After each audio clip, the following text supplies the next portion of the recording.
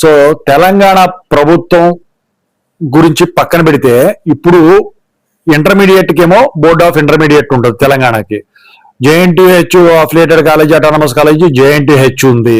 అయితే అలాగే దానికి ఉంది. సో వీళ్ళందరూ కూడా ఈ కాలేజెస్ ఎవరైతే నడుపుతా ఉన్నారో అఫిలియేటెడ్ అయినా అటానమస్ అని వీళ్ళందరూ కూడా వీళ్ళు ఒక కాషన్ పాస్ చేశారు.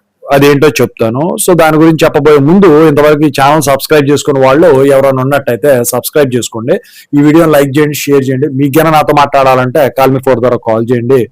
Telugu engineering education Telegram WhatsApp channel join అవ్వండి. ఈ వీడియో అయిపోయింది. ఇక టాపిక్ లో వెళితే ఏంట్రా బాబు అంటే, ఇక్కడ సర్టిఫికెట్లు కొన్ని కాలేజీలు ఆపుతా ఉన్నాయి. ఇంటర్మీడియట్ కాలేజీలు కూడా టీసీలు అలాంటివి ఆపుతా ఉన్నారంట, ఫీజులు ఇవ్వలేదని.